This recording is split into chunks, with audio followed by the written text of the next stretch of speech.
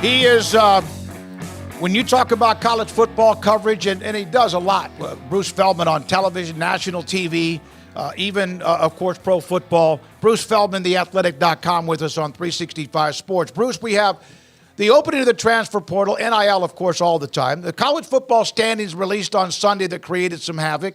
Now we have the NCAA discussing the possibility of a subdivision.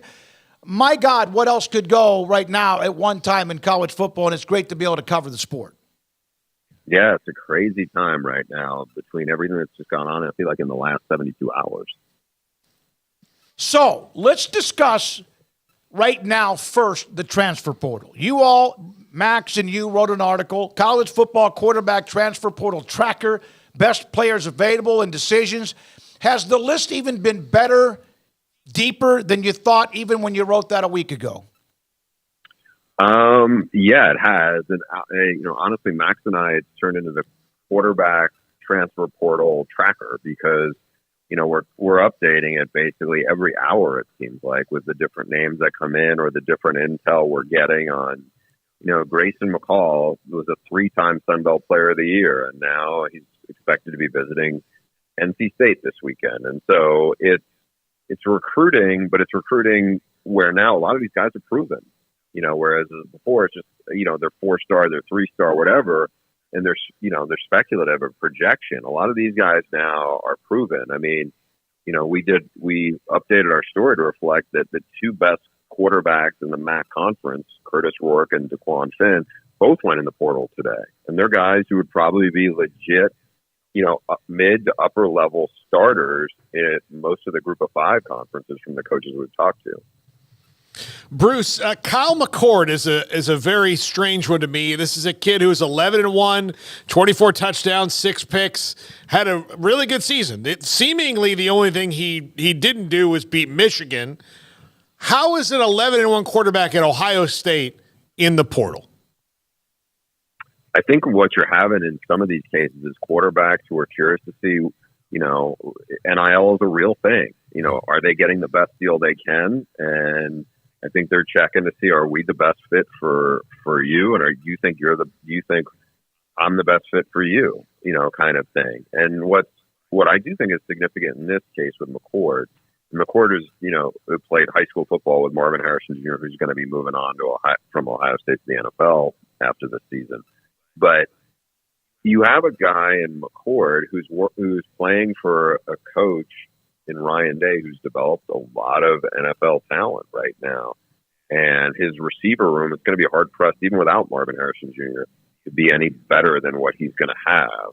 So we'll see what kind of options they have. We'll also see who does Ohio State go after, because we do think they're going to swing big. One of the names that I think that will be interesting to follow, who's somebody who, on one hand, I understand why he's making the move, and that's Dylan Gabriel, who is a terrific quarterback, one of the best quarterbacks in the country, put up huge numbers at OU this year and led them to a win over Texas. Does Dylan Gabriel follow his old offensive coordinator, Jeff Lebby, who's now the head coach of Mississippi State? Does Oregon get on the mix? Does USC try to get him? Does Ohio State look at him and think, okay, he is much more of a dynamic athlete than what we have now in Kyle McCord? So I think these are the dominoes that are going to be interesting to watch how they start to fall. Bruce, there are always some diamonds in the rough, some guys that may play that people don't know enough about unless they are really true college football fans or watch it intently. The MAC or Ohio Valley or the Sun Belt or perhaps the Mountain West. Are there enough of those that even if you miss out on that top level, there are a few nuggets, so to speak, available to others like Baylor? They've retained Sawyer Robertson. Blake Shapen's in the portal. He's not on this list with much of what you've put here, but still a guy that's played a lot. If they miss out on him, do you feel like there's still enough out there where they'll be able to be just fine? I do think there is. It'll be interesting to see, who Jake Spavital decides is the best fit for him, because he's had a prolific quarterbacks almost everywhere he's been. I mean, there are guys in there, the Boise State quarterback, Kalen Green, who's a Texas kid. I'm not saying this is one of the names I would expect to end up there, but 6'6", 225 was on our freaks list. Really, really good running quarterback, but he's still pretty raw as a passer. There are guys like that. There's a really good quarterback, a dual threat guy out of Holy Cross, Matthew Sluka, who's a big, strong kid, former lacrosse player. He's a really good runner. He's an okay passer. I think he's going to be a guy who's going to get a lot of interest. We're going to see probably a few more names, I think, enter the portal, but there's so many guys I feel like we've written about or talked to coaches about where I would say there's probably upwards of 40-plus quarterbacks, and that's of the guys who have played a lot. Take a guy like Brock Vandegrift, who was the backup at Georgia, has got everything people like in terms of you talk to coaches inside that program and people familiar with him. He's 6'3", terrific arm, really athletic. Coaches, love his work ethic, and a lot of people think feel like he's probably a better fit in the spread offense than he was in Georgia's system. Kentucky's somebody to watch there. Is that somebody that Baylor tries to make a run at? There are certainly talented guys that are out there. It's just some of them might be rolls of the dice where they haven't played that much. So you may think you have a good feel for them ready to blossom. But then there's these other guys, especially the guys in the MAC and some of the smaller conferences who are probably at least have a lot more reps in them in actual games. Bruce Feldman, theathletic.com, Fox Sports with us on 365 Sports. Bruce, what's your best guess on Cam Ward and where he might end up? He's somebody that we've heard could be leaning towards the NFL, but maybe if the NIL money is right, and we're talking about into the seven figures probably, does he go to a USC or an Oregon or a Washington? Is he somebody USC tries to pull? I think that he is, right now he is one of the top two names on our tracker. It's him and Dylan Gabriel. And he's played a ton of football, as people know, in that state. He really blossomed in an incarnate word. And then Eric Morris brought him with him. He had some really good moments. He didn't play behind the greatest offensive line this year. And I think to his credit and to the rest of the Washington State players, I think it was a really tough year for them, just given all the stuff happening around the program with both Washington State and Oregon State being left behind in all the craziness that happened with the Pac-12 imploding. Bruce, what are your thoughts about what Charlie Baker at least put out for the NCAA brethren to try to figure out with this NCAA subdivision? Is this just like, oh my goodness, or is this just a matter of time, or do you feel like this thing will stick, and how much of it will stick? I think it's going in that direction. Look, we've seen Jim Harbaugh especially be very outspoken about taking care of the players and having to be more proactive. At the very least, the NCAA has always been reactive. So I think this is going to be interesting to see how much momentum it gets. At least, he's used this format to try to get some consensus going, because I feel like the NCAA is always digging out of a hole. And even sometimes when it's like some of the craziness that maybe goes on with the CFP, that's not really related to the NCAA, even though it's kind of lumped in together. So I think the timing of this announcement or these comments, I think, are noteworthy, just in the fact that I think right now you feel like the sport is at a little bit of a crossroads. Bruce, do you think that there would be some schools that are in the power conferences that wouldn't be able to do that? To say we're a high income and university, high resource, we just can't go there. I think there might be a few on the end. I don't think they would be Big Ten schools, and I certainly don't think they would be SEC schools. But then you get into some of the other leagues, you're not entirely sure how resourced they are. I mean, they're definitely not the same as what most of the rest of those conferences are playing with. So I think how it gets sorted out will be interesting to see. One of the things, and I know you got to go, there's a lot going on, and we appreciate your time. Like somebody brought up some of the private schools. Baylor has a brand new football stadium. They have a brand new pavilion opening up in January, a brand new football ops. They can't even afford not to afford to be able to stick in this. And they're going to have, Baylor has more money than people realize when they need that money.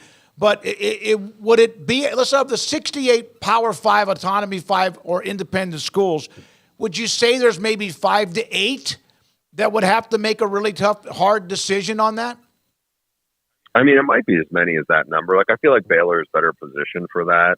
because of some of the resources, because of the resources that have been poured in. I think the school has a very proactive and savvy AD in charge. So I do feel like there's a lot of things that line up better for Baylor than they do for a bunch of other teams in some of the rest of Power Five as it's structured now. You want to ask him about Florida State? I do. And by the way, Bruce has a story about the college football season. Always was the best, and what happened with the omission of Florida State. Paul? Bruce, admittedly, look, I'm an alum of Florida State, so I feel several different kinds of ways about this, but try to be objective about it. I really enjoyed your column about the regular season and what it means, and they always bragged about that. It's about that this is there was the reason we didn't have a playoff for the long time, right? Because it was going to corrupt the regular season. It seems like they've just done that because of I guess they couldn't tell the SEC no. I can't figure it all the way down. But Bruce, your thoughts on what the College Football Playoff Committee did and able to maybe now hide because it's the last year of the 4 and they're going to 12 next year and it won't happen that way again.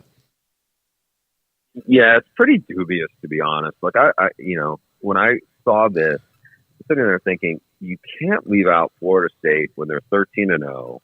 They won a Power 5 conference. On top of this, it's like they beat 2 SEC opponents. I get it. Florida's not very good this year.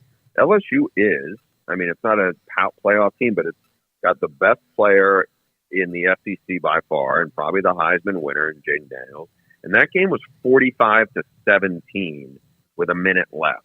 Florida State was crushing them. And so now they're going to look at it and go, well, Florida State was playing their third-string quarterback, and they didn't look very good on Saturday night. You know who didn't look very good a week ago? Alabama. They barely beat Auburn on the last play, and that's not a great Auburn team. It's an Auburn team that got smashed at home by New Mexico State. But the reality is, the people who run the CFP and run college football could not fathom the idea of a playoff without an SEC team. And yes, the SEC has been the best conference for the last 2 decades. But the truth is, this has not been a great year for the SEC. It's different. And, Alabama lost head-to-head to Texas. It was in Alabama's own backyard. And I think people can make whatever parallels. You see a lot of people on ESPN throwing out all sorts of different parallels. And one of the ones I've heard was, Ohio State, when they had their backup quarterback, Cardell Jones, the year they won the national title, they crushed Wisconsin 59-0 in the Big Ten title game, whereas Florida State struggled with Louisville. The difference on that is that Ohio State team already had a loss. They lost by 2 touchdowns at home earlier in the year. And they had only beaten one ranked team the whole season before the Big Ten title game. So to compare that to what you're talking about with Florida State, I think for them, I just felt like there was a lot of spinning going on. And I feel for the Florida State players because they're the ones who got squeezed out of this. The last year of the 4 teams, but I just felt like the games have to matter. If we're going to sit there and go, who do we think is the best or who Vegas thinks, no matter what, if Georgia could lose 2 games, they're still going to shoehorn Georgia in because they're a 2-time national champs and they're Georgia, and I just don't think that's right. And unfortunately for Florida State, that's the way it played out this year. Bruce, I've said this to others, but theathletic.com, and I constantly promote what you guys have. We appreciate your time, Max Olson, Nicole, Sam Kahn, among many others. It is the only subscription of anything online media that I have no problem paying the bill when it comes in, and it's not very much when it hit my credit card. I want you to know that because I know you are a part of the ground floor. Appreciate everything you do and appreciate your time today. Always a pleasure. I appreciate the kind words. I know our staff is a big fan of what you guys do, and thanks again for the time. Bruce Feldman with us, theathletic.com and Fox Sports on the stories. One.